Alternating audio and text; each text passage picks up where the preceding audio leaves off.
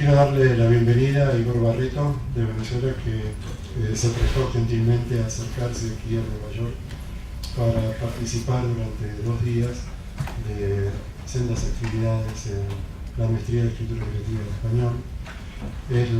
Una de ellas, la primera lectura de hoy, Rayas en el muro, titulada por Igor de esta manera, y mañana un taller de poesía titulado también por Igor, Taller en Blanco. Muchas gracias de nuevo entonces, Igor. Muchas gracias a todos ustedes por acercarse a escuchar a este gran poeta venezolano. Muchas gracias, Juan Landaeta, por presentar a Igor. Y después de la lectura y de las preguntas, invito a todos ustedes a tomar un vino, los que quieran hacerlo, pero sobre todo a hojear los libros de Igor y, llegado el caso, comprarlos y hacerlos firmar. Gracias.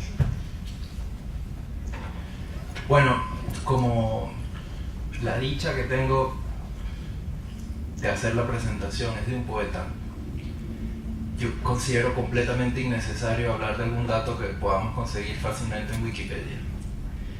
Voy a preferir entonces empezar con lo que nos trae, que es su poesía. Voy a leer un poema de un libro llamado Terra Negra, llamado El árbol de mango. Tiene un epígrafe que dice: para venir a poseerlo todo, no quisiera poseer algo en nada. San Juan de la Cruz. El árbol de mango es inmortal y no necesita de lo humano. Forma umbríos claros en lo denso del monte y ahí perdura.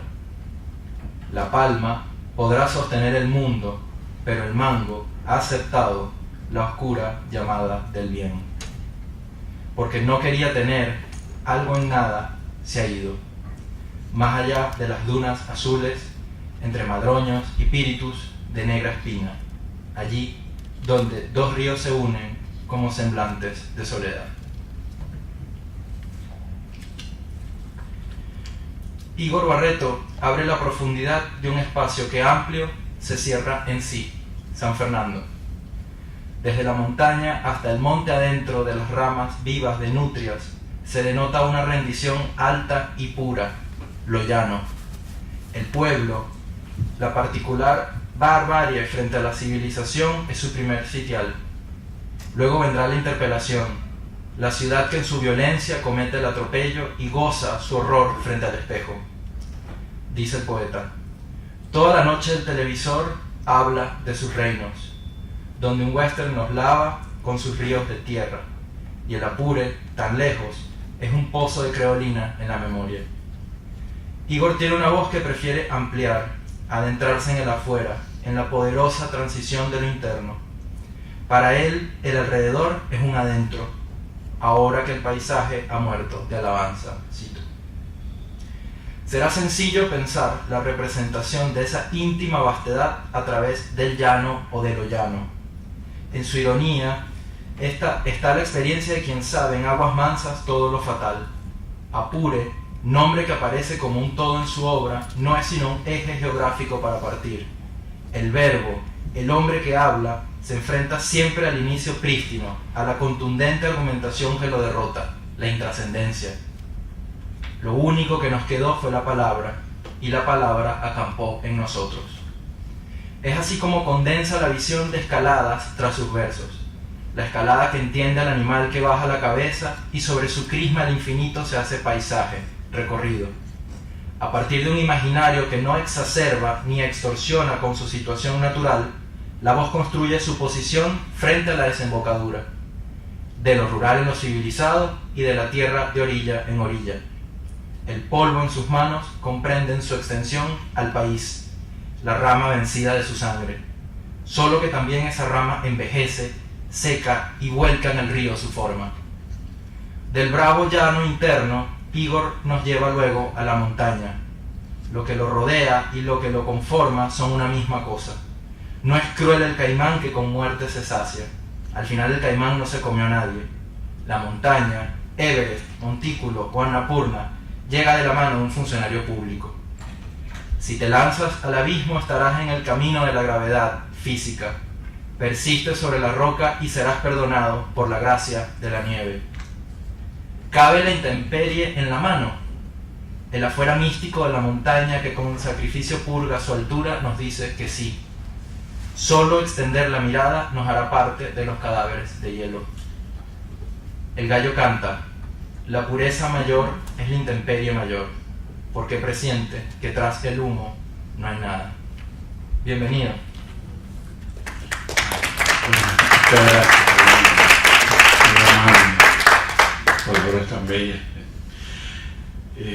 Bueno, yo quiero inicialmente agradecerles primero a todos ustedes por haber venido, haber atravesado todo entre el humo y el incendio en las calles que nos rodean, y por supuesto agradecer a la Fundación Rey Juan Carlos la invitación para de nuevo estar aquí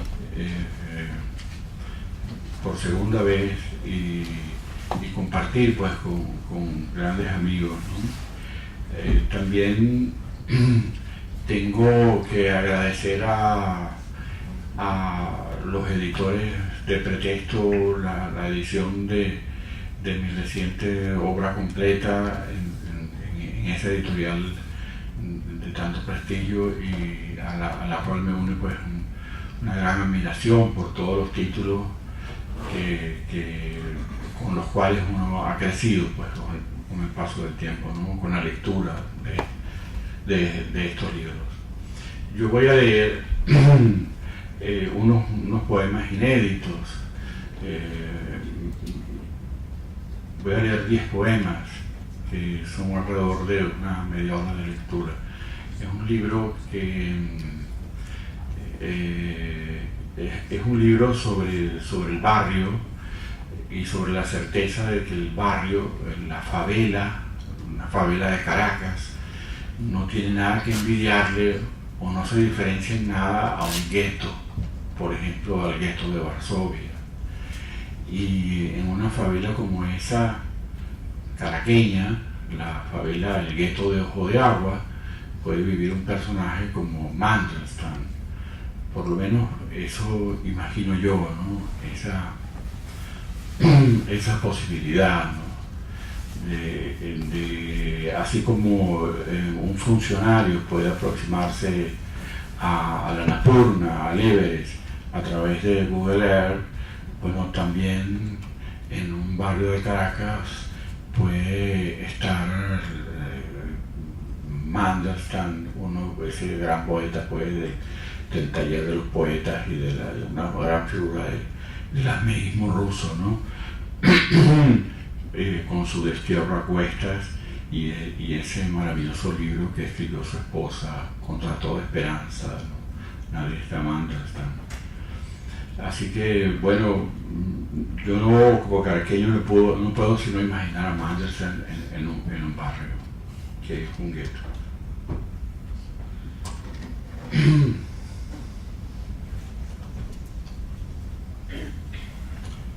Mandelstam. Mandelstam es un animal en el centro de un círculo que unos hombres han hecho armándose con palos. Es el poste de la luz que en esa esquina tiene la cúpula apagada por una lámpara rota peligrosamente cortante. No olvidemos que el poeta es un factor potencial en la dinámica iluminatoria. Mandelstam es la vereda con escalones, un venoso pasadizo de obreros y de algunas dispuestas a todo. Fue también un hombre dentro de una bolsa negra de plástico, cara de rata y cola de rata, un malandro tibio que tal vez resulte el único hermano de Filipo el árabe, porque todo Mandelstam provoca en mí un miedo básico, la visión de un extraño monumento, aún más en este país donde la ternura es una frecuente dificultad.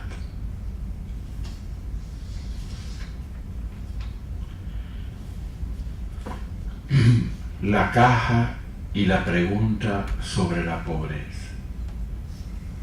La caja y la pregunta sobre la pobreza. En una vereda del gueto de Ojo de Agua apareció una caja de madera, 4 tapas herméticamente calzadas, engomados los filos de cada extremo hasta quedar lisos como bordes laqueados por un ebanista, ni tan siquiera un clavo. Las vetas en la madera iban de izquierda a derecha, reforzando cada juntura, potenciando su posible oscuridad interna. Era un objeto orgánico y mecánico a la vez, pero también sólido y muerto. Lo cierto es que la caja estaba justamente en el centro de esa vereda para que alguien la encontrara, y así fue.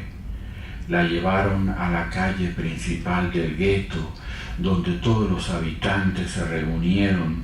Un alguien dijo que en su interior estaba la definición de la pobreza, la sensación pastosa de los días, la sombra que trepa con su hábito apocando las casas. Los rostros presentes se tornaron redondos, la boca, los ojos. Algunos metieron sus manos en los bolsillos o se agarraban los antebrazos, sujetándolos con fuerza en la espalda. Lo cierto es que un ojo se acercó para ver la raíz de lo que eran, y la lengua rozó la superficie para indagar el sabor, y la sacudieron por los aires buscando algún sonido que pudiera identificarlos. Se hicieron tantas pesquisas y averiguaciones hasta que al fin fue arrebatada y la tiraron contra el suelo y le pegaron con una piedra buscando astillarla para sacarla de sus bordes, pero la caja permanecía sólida, muda, encerrada. La caja se parecía a sí misma. La limpiaron con un paño que ofreció un mecánico. El aceite y la grasa del trozo de tela, al republir la caja, la dejó tal y como la encontraron. ¡Qué objeto extrañamente perfecto! Se trataba de la misma pregunta que retornaba al inicio de las interrogaciones y los encuentros. Pero ¿de qué hablan que los llena de tanta cólera? ¿Qué interés pueden tener en una pobreza que ya no les molesta? ¿Quién ha dicho que el dolor y la desgracia se definen de alguna manera? Poco después, alguien tomó la caja entre sus manos y la arrojó al basurero del portal del gueto. Allí permaneció oculta entre recipientes de jugos y bebidas gaseosas, y una bolsa de plástico cerrada con un nudo conteniendo el relato de un día, una toalla de papel higiénico, 2 paquetes arrugados de cigarrillos, restos de cabellos, la cabeza de una gallina muerta y sus huesos, elementos humanamente apretujados dentro de la bolsa. Enterrada entre estos remanentes diarios permaneció la caja de madera perfecta, pero también aquella pregunta.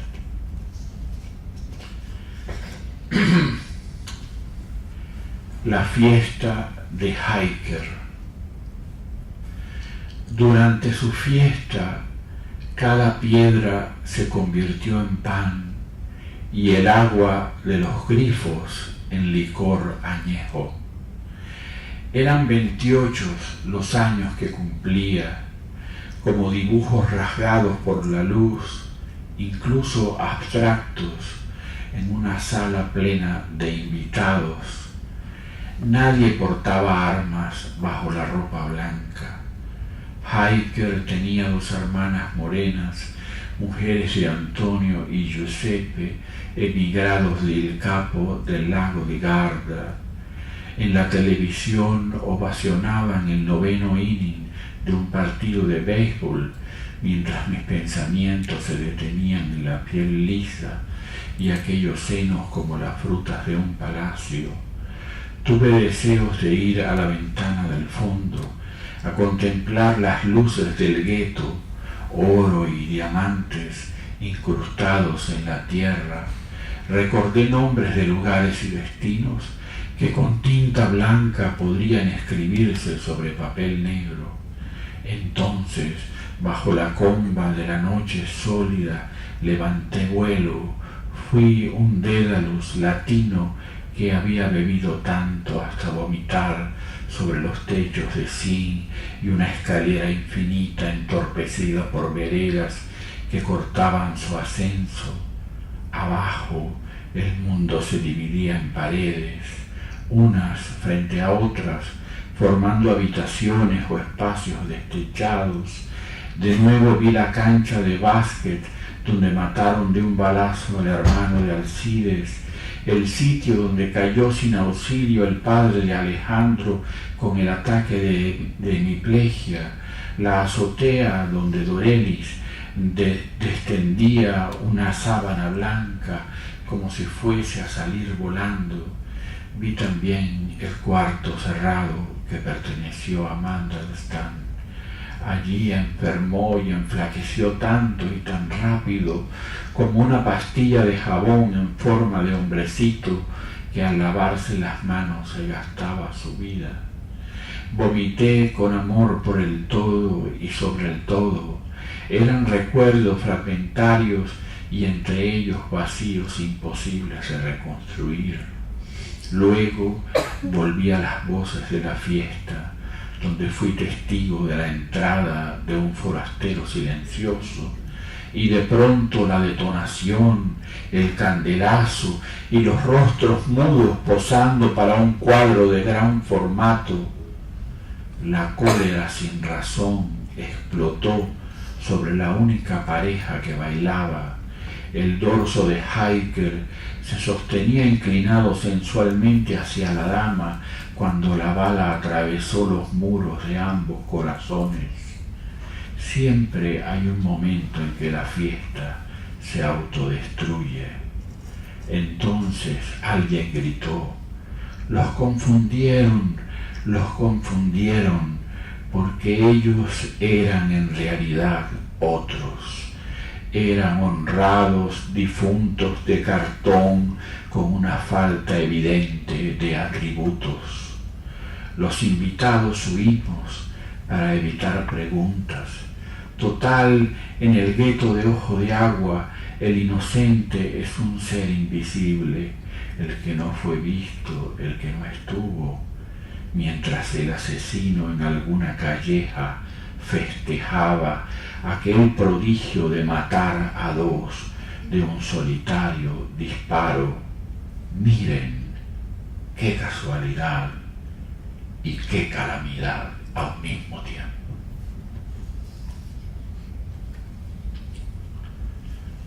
Bösendorfer. 3 movimientos. 1.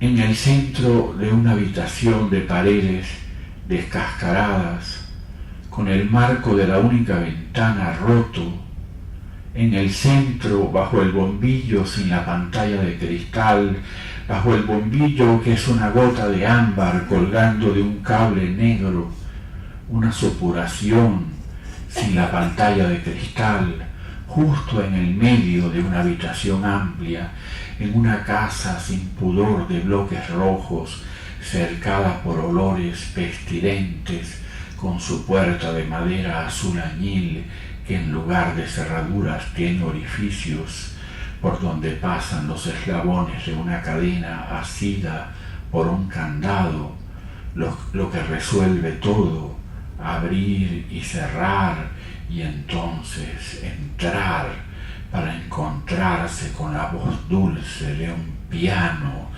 Bösendorfer. La pobreza simplemente estalla. No sabemos si el piano Bösendorfer es el autor de esta pieza que escuchamos, que podría llamarse Resurrección o El último crimen, o es el solista incógnito que nos da la espalda. 2. Al oírnos, el pianista gira sobre el banquillo atornillado y reconocemos al memorable Edwin Fischer, quien ahora fuma con 2 o 3 volutas de humo suspendidas en el aire como si fueran notas accidentales. Fischer está cansado y en repetidas ocasiones, al quedarse dormido, se le han quemado los dedos con el cigarrillo. En su dedo índice y en su dedo medio permanecen los rastros de pequeñas cicatrices, así que abandona con sobresalto el sueño y dice: las ventanas del tren con sus recuadros son como una cinta de celuloide que narra mi historia. El camino de rieles atraviesa por una grieta entre rocas oscuras y abedules. Sus cortezas blancas comienzan a desprenderse. Es el final del otoño y en el suelo húmedo se deshace la primera nevada de estos árboles. Escucho aquel compás traqueteante que sustituye la cadencia del corazón o el silencioso ritmo cuando respiro. Un compartimiento de un tren es un pequeño cuarto. Tal vez podría ser un templo con sus sillas confrontadas para mirarnos o para hablarnos. El viaje es la pulsión de quien confiesa algo. Yo he presenciado las confidencias más inauditas, solo interrumpidas por el inspector, quien viste un sobretodo con 10 botones y pide perforar los tickets del pasaje. Resulta tan formal cuando hace con su herramienta un clic para un recuadro vacío: Monsieur Fischer, Madame Rose, y otro clic para una mueca en el destino. Luego está el pasillo con las ventanas. Algunas se abren perfectamente y el paisaje, mientras más lejos, es más inmóvil, y cuando lo observamos de cerca es borroneado con verde o negro, incluso algo de rojo. En otras ventanas el vidrio desciende a medias, tan solo un extremo formando una diagonal. Oh, qué bochorno la diagonal de la ventana, qué pena tener que decir adiós a través de lo fracturado, lo anguloso, lo partido. Ni se te ocurra ir al baño con esos olores y su aglomeración de humanidad deshecha. 3. Yo desconfío de lo fabricado o manipulado y me abandono a la suerte. De verdad creo en ella. Un rubato puede planearse, pero nunca calcularse. Siempre será diferente cada vez que se interprete.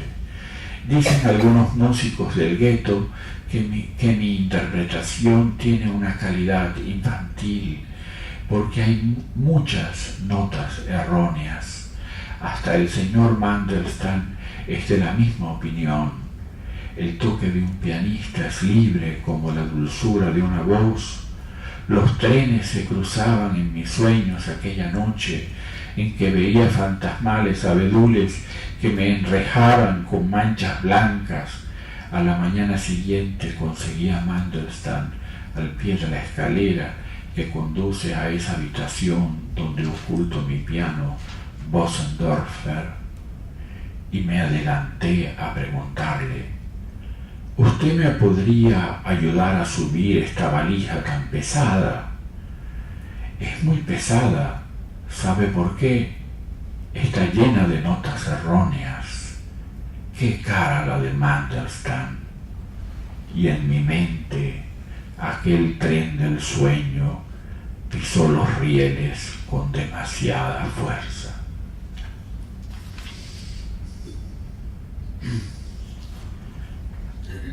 mesa de noche. Junto a la lámpara de la mesa de noche hay 2 venados y la figura de una dama oriental. A pesar de ser objetos fabricados en serie, cuando se apaga la lámpara, los venados pastan sobre el punto de cruz de un mantel planchado en sus detalles y luego se acercan a husmear el kimono de la geisha, mientras ésta los espanta con un chasquido de su abanico. Se trata de la fantasía de alguien que duerme en una camilla de hospital enfermo de SIDA, cuando la luz del amanecer tachona la habitación con alfileres fríos. Ese era Mandelstam. Lo reconocí al momento, un ángel vendido en un burdel sodomita por un saco de trigo. Entre las luces que apenumbran el pasillo lateral, un ascensor se ha atascado y sus puertas se abren y se entrechocan sin término.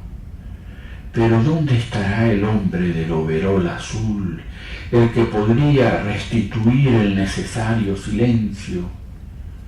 Entretanto, la mano del convaleciente elige a uno de los venados y acaricia su pelambre neutra, sin darse cuenta del instante en que la dama ha pisado el derrumbadero de la mesilla, esparciendo el suelo con pedazos de ilusa porcelana.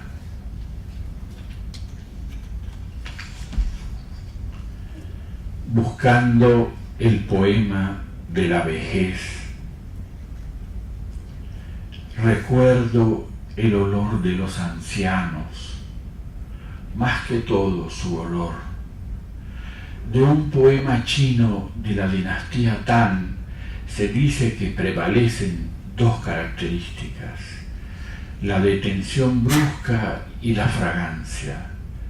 La detención brusca le ocurrió a ellos también, y la fragancia que trasciende al sabor y al cuerpo la sintieron cuando llegó la ambulancia del hospital y la muerte les enseñó las prácticas más nobles de la holganza. Aunque su rostro haya desaparecido, el olor de sus manos impregnó un libro que guardo en un sobre de plástico con cierre mágico. Recuerdo el olor de los ancianos, sobre todo su olor, como si fuese un simple eslabón de cobre en una cadena de oro.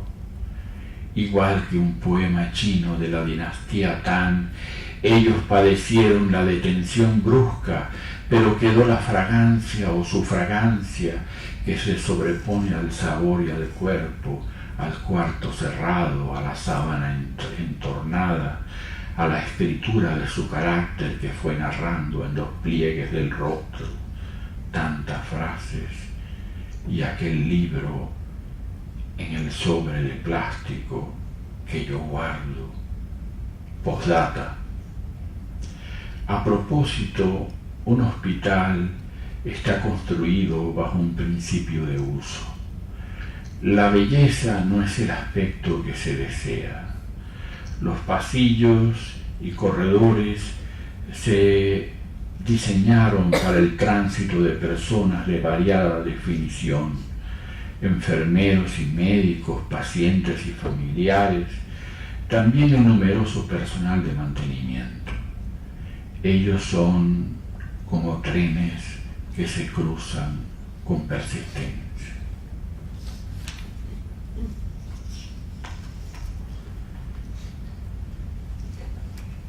El pequeño lápiz. La poesía enseña el amor por los lápices. El lápiz que apenas puede sostener con la mano y escribe garabatos sobre la página blanca como indecisos caminos que suben una montaña. ¿Cómo es posible que un lápiz vaya desde la altura de un objeto nuevo hasta convertirse en algo como un niño que dice cosas a medias? ¿Por qué el tiempo invertiría el orden en la forma de este objeto? ¿Acaso un lápiz no debería elevarse con el paso de los años y finalmente llegar a ser algo nuevo, una hermosa varilla pintada de amarillo y no un palito de pequeño zapato negro? He reunido mis antiguos lápices en una caja. Pareciera que duermen o se abrazan en la misma ronda que ahora recuerdo. 2. Un lápiz ya desgastado por el uso puede compararse con la vida de un hombre. Sería eso que llamamos un lapicito. Su carne se acumula en los depósitos de mina y madera del sacapuntas. Esta podría ser la vida de Gabriel, ahora a los 60 años, Gabrielito, pequeño lápiz despuntado o quebrado, lapicito. ¿Cuántos renglones serías capaz de escribir si hoy permaneces en la gaveta de tu cuarto, en tu casa humilde, que ya no tiene borrador y las paredes perdieron el fulgor de la pintura laqueada en amarillo? ¿Qué será de ti? Eso me pregunto.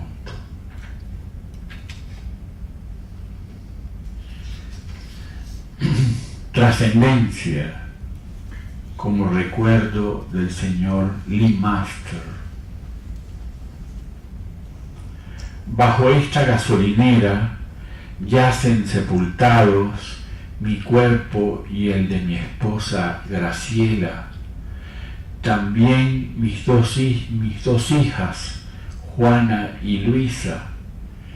El problema no es estar sepultados. La molestia son los continuos trabajos que se hacen de cambio de aceite a motores de autos, autobusetas y camiones, y que el aceite se escurre a través de la tierra, incluso del cemento, y llega a un angosto espacio, un tanque de contención, una fosa, una habitación cerrada de 2 metros cuadrados, donde estamos. Y el aceite más denso que la sombra se filtra hacia este recinto. Como ya les he dicho, el inconveniente no es la muerte. Se trata de un asunto de trascendencia. Digan ustedes, lo único que continúa vivo a pesar de las ingratitudes de la carne no es el cabello. El cabello aún sigue creciendo, el de Graciela con grandes ondas, y mis hijas tienen una cabellera de resplandores rojizos, pero el aceite les da un fulgor que no es el suyo. ¿Cómo hace mi esposa para peinar a sus 2 niñas? ¿Cómo hacen mis hijas para tener un gesto de mimo con su madre y acicalar su pelo tiernamente? Es muy ingrato lo que ocurre. Lo hemos perdido casi todo. Perderemos también nuestros cabellos. Yo sé que el dueño de la gasolinera del gueto de Ojo de Agua, el señor Eric Kaufman, después de habernos asesinado en su oficina, apuñalado a mis hijas y a mi mujer, y luego yo de un tiro de escopeta solo por reclamar la paga de vida. Yo sé que el señor Kaufman, como hombre generoso, atenderá este inminente llamado. Ahora es una noche silenciosa, y el aceite gotea desde la superficie hasta lo que resta de mi ventrículo izquierdo. Escucho las golondrinas planear bajo los potentes reflectores de mercurio entre los arcos construidos a uno y otro lado de la lujosa gasolinera. Nadie podría decir que ha visto a una golondrina tomando agua sucia. no obstante su plumaje se pudre y el ave derribada rápidamente deviene polvo. No así en nuestro caso. La muerte podrá detener el avatar del cuerpo, pero el cabello impedirá que nuestros rostros se desvanezcan. Las golondrinas.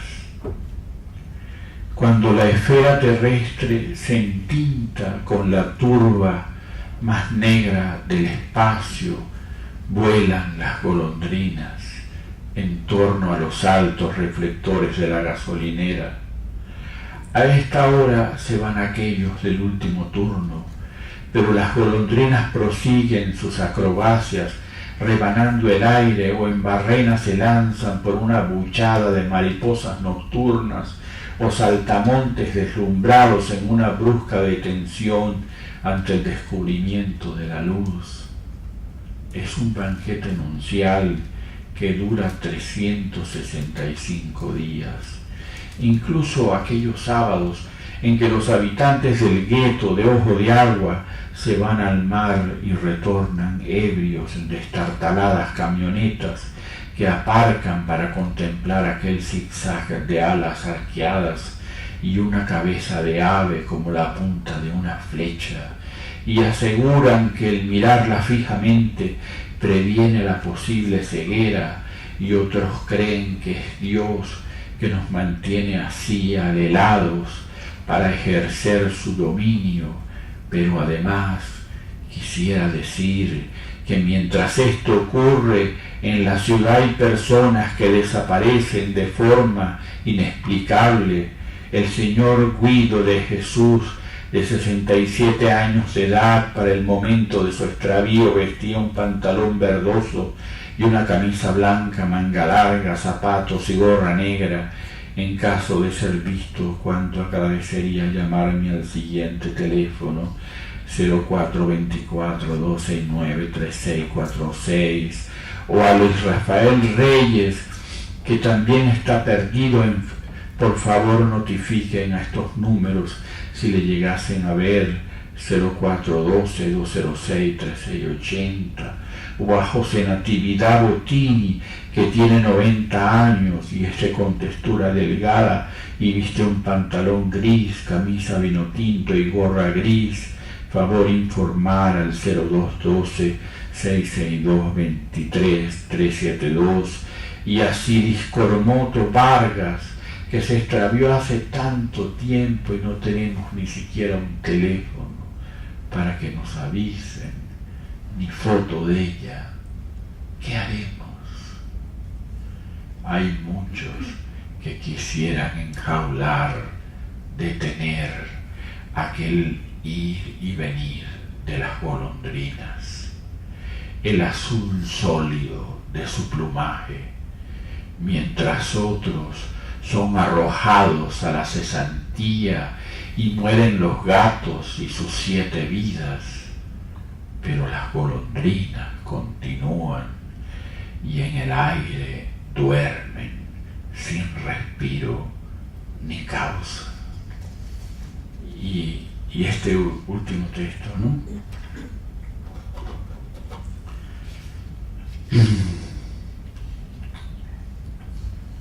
Posible comienzo. Con el cambio de lugar de los símbolos se inició la destrucción del país. La imagen se fue totalmente a negro. Todavía hay miedo y la timidez está tan cerca de la ira. ¿Qué hacer para que desaparezca lo ocurrido intencionalmente?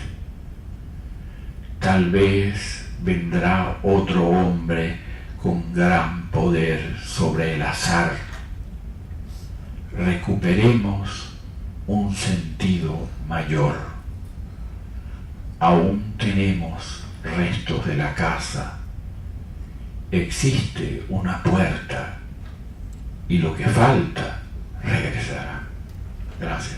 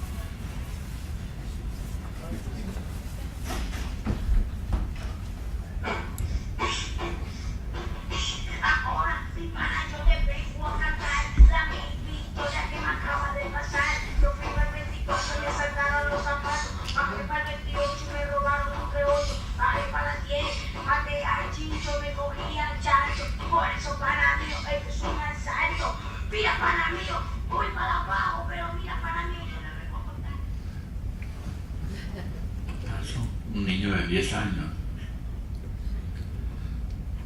Está bien.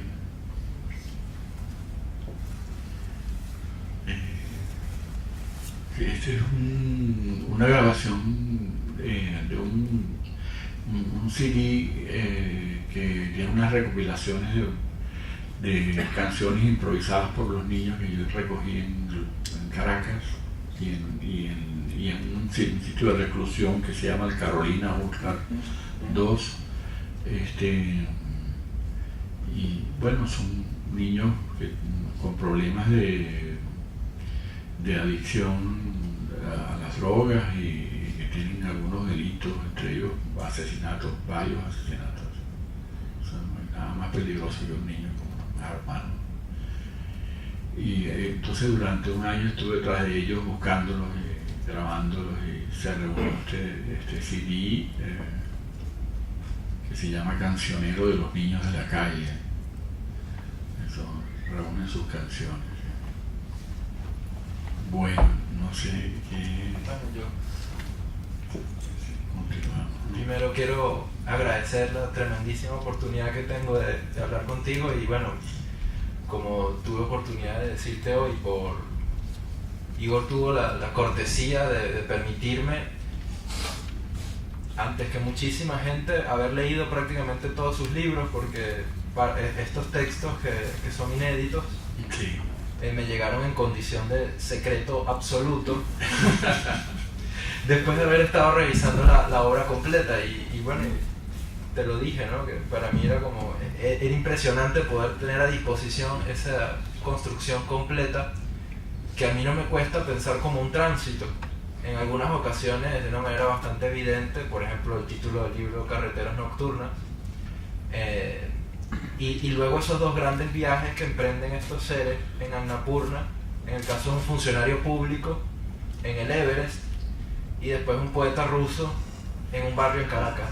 Sí. Entonces, además coincide con que estos dos últimos, valga la insolente redundancia, son los últimos libros de tu obra, como si hubiesen despegado en un momento determinado. Digamos, Carreteras Nocturnas iba en autobús y luego, bueno, creo que descubrieron el jet. Sí, sí. Hay un juego ahí con las antípodas. Yo descubrí en estos últimos libros como esa figura, pues, la de las antípodas.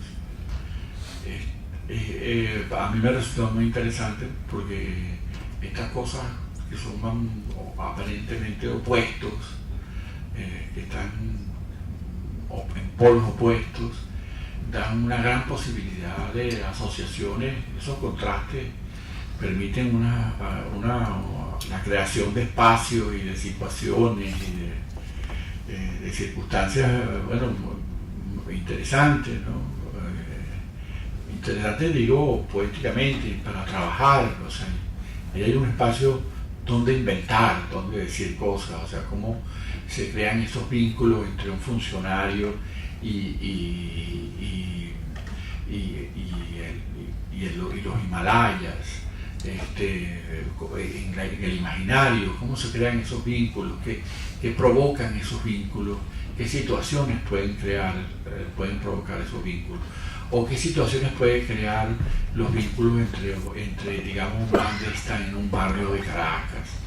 Bueno, en un barrio de Caracas no se le puede, si alguien dice que es Mandelstam, no hay que llevarle nunca la contraria, porque pues, hay que aceptarlo y tratar de llevar la vida con Mandelstam sin ningún problema, sin mayores inconvenientes, y bueno, y vivirlo, y fue un poco lo que yo he venido haciendo durante estos últimos años, en que tengo un vínculo muy fuerte con este barrio, con el gueto de Ojo de Agua, con el barrio de Ojo de Agua, con la favela de Ojo de Agua. Voy semanalmente a ese lugar a visitar a mis amigos, a comerme una parrilla, a tomarme una cerveza, a conversar, a escucharlos,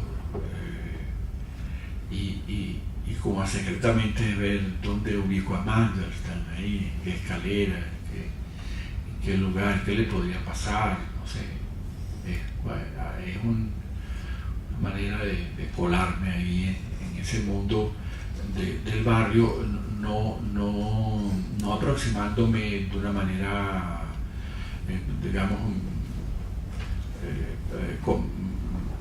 tan convencional, tan manida, ¿no? Sino tratando de buscar una forma de replantear esa imagen del barrio y de la violencia, de verla de nuevo. Bueno, eso que nos permite la contemporaneidad, digamos, pensando en este último libro de Luis Enrique Pérez Orama. Eso que permite la contemporaneidad de volver a ver, ¿no? Volver a ver el barrio. El barrio es muy particular porque es el pasado y es el futuro también. Yo recuerdo trabajando en una cárcel muy peligrosa en Caracas, en el retén de Katia, donde trabajé un año, talleres con los presos de la máxima. Recuerdo que alguien una vez me dijo, pero esto es una barbarie, esto es el pasado, esto es terrible. Y dije, no, eso no es el pasado, este es el futuro. Esto del pasado no tiene nada, esto es el futuro, esto es lo que está naciendo. Esto no lo detiene nadie, puede ser lo que va, es el destino es ese, ¿no? Si creemos un poco en Kubrick, cuando le preguntaron qué pasaría con la Tierra, con todo este sentimiento, este impulso de autodestrucción que tiene el hombre, y Kubrick dijo, no, la única posibilidad de salvación del planeta es que el hombre descubra otro planeta que destruir, y es la única forma de salvar pues lo que tenemos. Sí, Hay en la introducción, y además alguien hablaba de la horizontalidad en tus primeros libros, digamos, con esto que a lo que hice una breve alusión, con la representación de lo vasto como algo extenso, horizontal, y luego hay una mutación hacia la difusa frontera entre el adentro y el afuera, a través de, bueno, una meditación que puede de momentos citar buena parte de la tradición de la poesía contenida oriental. Ese comentario que hacía Octavio Paz, que decía que Occidente había tendido a la extensión y Oriente a la contención, y que eso radica mucho la fuerza del haiku. Quería preguntarte por este vínculo con ese primer silencio, el del verso breve, y esa insistencia de tus últimos libros en que no haya afuera, no haya adentro, sino que se confunden, son una misma pieza. quien ve y lo que ve. Sí. Bueno, es una pregunta bastante difícil de contestar. Yo bueno, pienso que la horizontalidad que está, digamos, expresada en estos primeros libros que tratan el paisaje del llano, tiene una continuidad lógica en la horizontalidad de lo digital, que no cambia, pues por lo menos formalmente es así, ¿no? Aparentemente es así, o sea, hay una horizontalidad, hay una continuidad entre el horizonte del llano y la horizontalidad del tiempo digital o de la imagen digital. El funcionario que está en una oficina no supongamos que, bueno, que es un llanero, o que tuvo un pasado campesino, etcétera, que tuvo los otros libros que hice como pasado. Bueno, no hay ninguna interrupción entre eso y lo que él ve en la pantalla de la computadora. La horizontalidad continúa igual, ¿no? A fin de cuentas, para mí el trabajo literario, que siempre ha sido una manera de acompañarme, de invertirme pues, en la mesa de trabajo, ha tenido como tema central el tema de la representación. Y en el proceso de mis libros, lo digo con muchísima humildad, hay una suerte de crisis de la representación. O sea, hay un momento en que yo me comienzo a preguntar sobre cómo se sostiene la realidad, de qué manera se sostiene esa imagen, digamos, tradicional del llano, que viene sustentada por una obra y una tradición, no solo en Venezuela, sino en América Latina también. Y entonces se provoca una crisis en esa representación, que yo creo que siempre estuvo marcada por la alabanza romántica, que viene del romanticismo y que continúa de alguna manera en los modos simbolistas, pues, ¿no? Del simbolismo. Así que empecé a buscar como respuestas para esta crisis y escribí un libro que se llama El Duelo, donde unas personas matan a 2 caballos. O sea, para mí matar el caballo era matar de alguna manera el paisaje, ¿no? Terminar el paisaje. Ya ahí no se habla nunca más de llanero, se habla de vaquero, se cambia todo el universo y comienza como una suerte de crisis, pues, que se va acentuando de libro en libro hasta llegar a Annapurna, y ahora con el muro de Mandelstam, bueno, también, pues, no sabemos si yo estoy hablando del barrio, pero es un barrio que podría ser un barrio virtual, no es un barrio que podría existir o no existir, es algo, o sea, existe un piano Bösendorfer en medio de un barrio, es algo que no solo es algo que cuesta imaginarlo, pero también la misma presencia del piano pone en cuestión al barrio. O sea, dice, bueno, este barrio puede no existe, esto es mentira, ¿no? Las dos cosas son mentiras, el piano y el barrio. O sea, esto, ¿qué está ocurriendo? O sea, ¿dónde está la realidad finalmente, no? ¿Dónde está el...? Sí, no sé si... Bueno, yo tengo una gran pasión por la cultura china y japonesa, pero no sé, seguramente todo esto es parte de la influencia pero no sabía cómo vincularlo así de una manera tan explícita, sino es un proceso, pues, que se ha ido dando y sí, que tiene que ver con una interiorización de un mundo y con la necesidad también de exteriorizarlo, pues, por eso los dos movimientos se dan a un mismo tiempo, ¿no? Mencionaste un elemento que a mí me causa mucha curiosidad porque bueno, de pronto para nuestra generación fue, bueno, de hecho yo tuve ocasión de ver estas calles por Google Earth desde mi casa antes de venirme, ¿no? Pude ver cómo era el sitio donde yo iba a estudiar.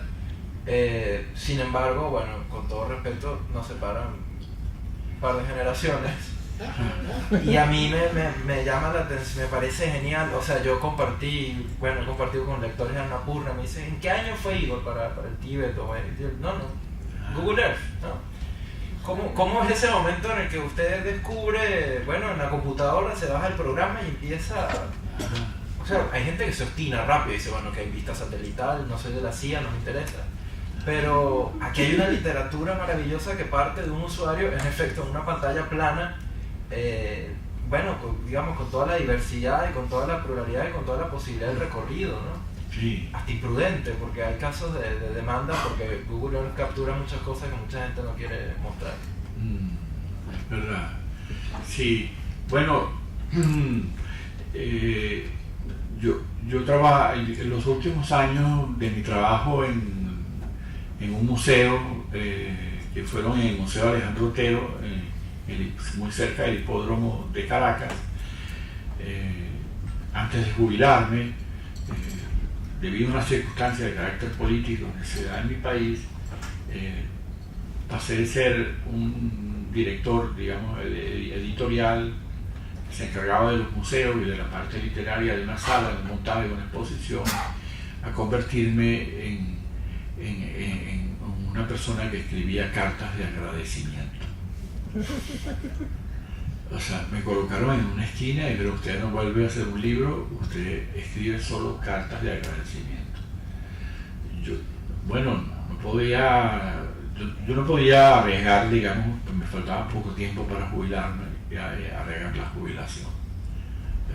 Bueno, hay circunstancias que son tan prácticas, ¿no? 2 y 2 son 4. Bueno, o todo no suma nada, también. También eso es muy práctico. Así que este funcionario decide, dice, bueno, nada, voy a escribir mis cartas de agradecimiento, pero como en esas oficinas no suele trabajar nadie, nunca, por lo menos ahora, no como antes, que era una cosa de una vitalidad enorme, la vida de los museos. Entonces descubrí Google Earth y un poco la tristeza de viajar por encima del Sahara en las tardes, viajar la arena y la arena y la arena y detenerme en un sitio completamente inédito donde seguro que no pasaría ninguna caravana ni nadie, ningún beduino estaría en ese lugar porque es el último lugar de la tierra donde no hay posibilidad que a kilómetros y kilómetros haya algo de agua. Y ahí iba a parar. Y me detenía en uno de esos sitios. ¿Dónde comienza el desierto? Me preguntaba, buscaba el sitio, aquí comienza el desierto, y ahí comenzaba a darle, ¿no? a volar. Y entonces llegó un momento que me pregunté y dice, bueno, pero ¿cuál podrá ser el lugar más visible desde Google Earth, ¿no? En mi familia, cuando mi tatarabuelo murió, que supuestamente dejó un tesoro enterrado en la casa, se le apareció en el sueño a mi tía abuela y le dijo, hija, cuando busques algo, búscalo en el lugar más visible de la casa. Y toda mi infancia estuvo traumatizada por eso. Ese tema, ¿no? El tesoro estaba en el lugar más visible, pero ¿cuál es el lugar más visible de una casa? La sala, la cocina, los lugares amados de una casa. Eso me enloqueció la pregunta, el lugar más visible. Todo es visible, ¿no?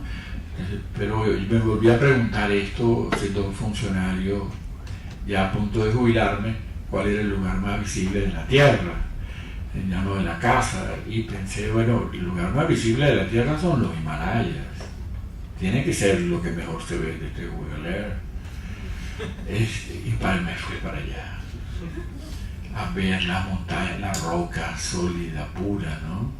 La pureza de la roca, la nieve desde arriba. Entonces, claro, como tengo una vocación bueno, por la muerte, como venezolano y como, no sé, como apureño tal vez,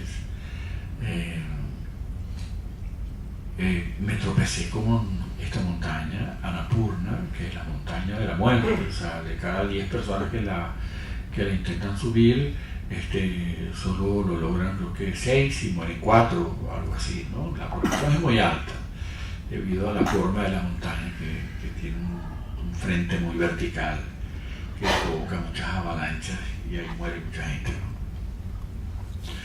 Entonces, bueno, nada, que empecé a investigar sobre la montaña y realmente esta montaña comenzó a vivir en mí, pues, y llegaba a la casa con mi montaña y averiguaba los nombres de las personas que murieron, entonces, dónde vivieron, sus relaciones familiares, qué hicieron, qué no hicieron. Trataba de investigar y hacer un levantamiento de todo esto, bueno, y al final esto desemboca en estos libros, porque hay muchas anotaciones que quedaron por ahí pendientes, pero no.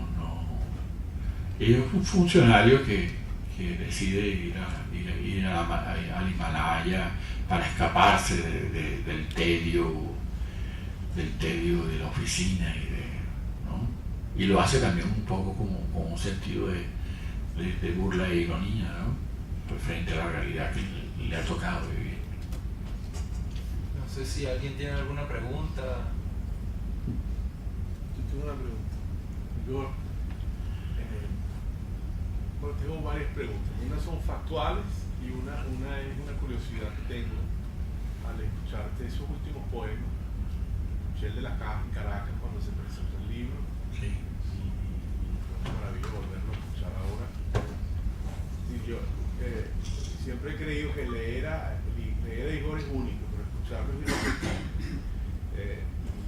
Mi pregunta es, tú empezaste en aquellos años 80 con aquellos libros, Si el amor no llega, El muchacho más hermoso de la ciudad, con los que todos los que empezamos a escribir poesía en Venezuela a finales de los años 70, en los 80, crecimos. Fueron libros referenciales y una voz referencial. Y después vino la inmensa, infinita extensión funeral y vital del llano, aquel lugar que es desierto y es otra cosa también. Y ahora viene este retorno a la ciudad y brutal, conmovedor hasta el punto de, como tú mismo decías, que Mandelstam y es el piano ese, que es y no es. Bueno, es la pequeña historia de nuestra poesía de la ciudad de Caracas. Ustedes eran de aquel grupo que llamábamos Tráfico, nosotros éramos de un subgrupo que llamábamos Guaire. Guaire es el río del excremento en Venezuela. Y Ojo de Agua, yo creo que es interesante para las personas que no conocen Caracas, es el barrio donde está el vertidero de basura, ¿no? Sí. de la ciudad, que en realidad es un vertidero de basura no es que no está organizado, es sencillamente. Yo simplemente quería preguntar, ¿cómo piensas tú si esta vuelta a la ciudad tiene que ver con aquel origen?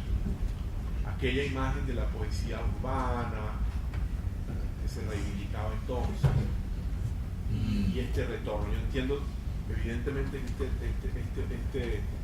esta imagen de la ciudad tiene mucho que ver con lo que estamos viviendo en Venezuela desde hace algunos años, pero con esa especie como de emergencia brutal de una realidad que no quisimos ver y que ahora nos consume, ¿no? Sí. Esa es la pregunta, pero después factualmente, ese disco, ¿quién lo produjo? El disco de los Fonder. Dice de Fonder. Y luego esa imagen de Caracas con... Caracas sangrante. Esa sí, ¿de quién es? De Nelson Garrido. De Nelson. Porque recuerdo una actitud de que filósofo en los años 70 también, pero... Sí. Bueno, esta vuelta a la ciudad. Bueno, hay una pregunta, Igor, curiosidad, Igor. ¿Por qué Ojo de Agua? ¿Tú fuiste a buscar a los amigos de Ojo de Agua? ¿Tienes amigos? Bueno, yo toda mi vida he tenido gallos de combate, debo decir, ¿no? Desde los 10 años he tenido gallos de combate. Era un niño en una gallera con $1000 en el bolsillo, apostando a mi gallo, ¿no? Sí, toda la vida he tenido animales. Ahora he tenido que dejarlo, pues fui criador de gallos de combate en secreto, digamos, ¿no? Y tuve que abandonarlo porque me dio una alergia a las aves. Desgraciadamente me tocó ser alérgico a las aves, no puedo estar cerca de las. Así que los muchachos de Ojo de Agua, quienes eran en principio mis grandes clientes, como compradores, yo vendía en muchos lugares, pero ellos me compraban mucho en Caracas, ellos compraban mucho mis animales, ¿no? Y bueno, fuimos haciendo amistad, y después ellos, yo siempre dejaba animales que quería probar, y ellos lo arreglaban para que yo fuera a la gallera y los viera pelear. Estos animales que quería probar, ¿no? Probar líneas y eso. Así se estableció el vínculo con Ojo de Agua. Pero ir al barrio me ha hecho pensar en otras cosas, ¿no? Yo nací en un mundo supuestamente de lo orgánico. Vamos a poner entre comillas esta palabra orgánico. Y luego estudié, pues mi papá era médico, y luego fui a la ciudad y pasé a un mundo mecánico, de lo mecánico, vamos a ponerlo entre comillas también, de lo mecánico. Yo me he dado cuenta que el barrio, siendo el borde de una ciudad y siendo el borde el lugar donde las cosas se espesan, las cosas agarran una profundidad muy particular, ¿no? El barrio para mí cada vez más es una suerte de regreso a lo orgánico, o sea, al mundo de lo orgánico, a la relación con lo orgánico. O sea, yo he encontrado ahí, en ese lugar, un resto de paisaje, lo que queda de un paisaje. Sí. Yo tengo una pregunta, quizás implica cambiar un poco de tema, ¿no? Sí. Pero también me interesa un comentario tuyo respecto a lo siguiente. En un momento tú decides dejar de publicar en editoriales establecidas y te creas tu propia editorial llamada Sociedad de Amigos del Santo Sepulcro y sigues publicando ya indefinidamente hasta este momento, en que se publica en España tu obra completa, etc. Entonces la pregunta también apunta a lo siguiente: ¿por qué motivo tú como que das un paso al costado y dejas de publicar donde todos los poetas o el resto de los poetas publicados en este momento? ¿Y qué tipo de experiencia tú tienes respecto de cómo piensas tu propia poesía o el propio desarrollo de tu poesía, siendo un autoeditor y habiendo configurado la editorial que tiene su propia leyenda con el paso del tiempo, tiene un solo autor y algunos títulos? Sí. Y muchos muertos en su consejo directivo, ¿verdad? Sí, menos uno. sí. Tiene una lista de muertos muy larga. No, lo que quiero decir es que también tengo la impresión de que de que la editorial no es meramente una editorial, sino que obviamente también es una construcción. Claro, sí, una construcción poética. Sin duda. Para mí el libro es un espacio. Yo me resisto a pensar que el libro es la portada, la contratapa, la portadilla, la página de créditos. No, yo he empezado a ver el libro como un espacio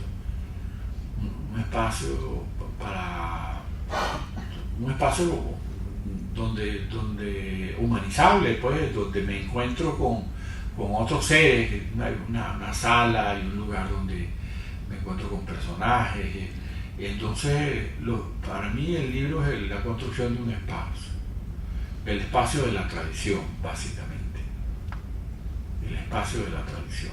Por eso los muertos dentro del libro, porque la tradición básicamente es una interminable lista de nombres, ¿no? Que no tiene fin, o sea, que llega hasta, bueno, que nos rebasa completamente, ¿no? Y nos va acorralando cada vez más, nos va avasallando cada vez más. Creo que la tradición tiene un peso enorme sobre nuestras vidas, más allá de lo que nosotros pensamos incluso, ¿no? O sea, un peso asfixiante. Y yo trato de establecer un diálogo con la tradición, con eso que me asfixia, con los nombres, con la enumeración infinita, establecer un diálogo con esa enumeración infinita de árboles, de personas, de sitios. El libro me ha permitido de alguna manera crear un escenario donde dialogar con la tradición, donde ubicar, cómo hago yo para ubicar a esos personajes, dónde ponerlos, al lado de qué. Lo digo de manera muy íntima, ¿no? Por otro lado, a mí me gusta muchísimo editar. Me parece que el libro de poemas merece, como el catálogo de arte, tener un editor muy particular. O sea, de verdad lo digo, o sea, creo que después o junto al catálogo de un museo, creo que el libro de poemas debería estar acompañado de un editor muy exigente. Entonces yo llegué a un momento que, bueno, vi que no podía influir sobre la manera como se hacían los libros de poemas en Venezuela, ¿no? Así que dije, no, ya no discuto con más nadie, por favor, este tema. Déjame hacerlo como me parece que debe ser. Y entonces empecé a hacer mis libros y a hacer esa construcción. También, por supuesto, se debe al hecho de que en mi familia el Santo Sepulcro es un santo que le regaló mi familia a mi ciudad natal, y la familia se encargó de limpiar el santo, de repintarlo, las heridas y eso. Y bueno, yo desde pequeño crecí sosteniendo aquel santo mientras mis hermanas colocaban las flores, los lirios blancos, y los limpiaban o pulían el vidrio del féretro, las almohaditas, recuerdo, las pequeñas almohaditas, ese Cristo ahí, aquel cuerpo. Yo lo acostaba en una cama, le ponía, como le acomodaba la cabeza sobre la almohada y me sentaba al lado y decía, era como un familiar, estaba muerto y al lado, un familiar mío que murió, y que toda la Semana Santa, bueno, y hacíamos esos arreglos, ¿no? Esos cariños. Y luego estaba la procesión y verlo esplendoroso, aunque muerto, pero iluminando las calles de San Fernando, ¿no? Así que le dije, entonces hay que entregarle todo a esta imagen. Y dice, yo no voy a dejar esta cosa del Santo Sepulcro solamente en esto. Yo quiero crear una sociedad como la masonería, una cosa secreta, que edite libros, que haga conciertos de música clásica, que produzca películas. Me encantaría que fuera así. Si yo fuera supermillonario, yo haría esa cosa. Un estudio societario amigo bastante seguro. Una productora que en lugar del león aparezca la tumba.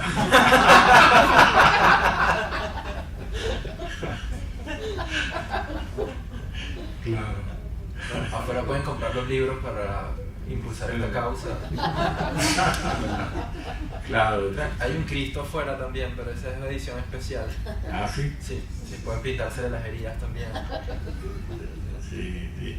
Hay un autor, Henry Corbin, que es un gran estudioso de las religiones y tiene un libro sobre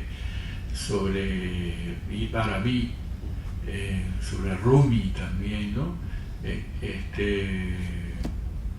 Y él en un momento, recuerdo, en ese libro tiene un pequeño capítulo donde habla sobre, como viendo desde la tradición islámica, pues viendo el mundo cristiano, y entonces señala una cosa que a mí resonó mucho, que es el tema del patetismo del mundo católico, ¿no? El mundo católico y cristiano es un mundo sumamente patético.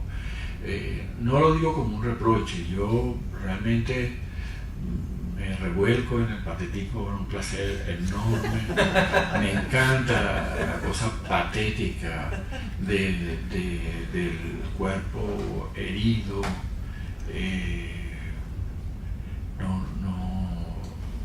O sea, que creo que ese es mi lugar de nacimiento, de mi vida. No tengo otro sitio. Me gustan los toros, me gustan los gallos, me gusta la sangre que corre, la Caracas sangrante, o sea, no creo que tenga tiempo de elegir otra cosa. Bueno, muchísimas gracias. Y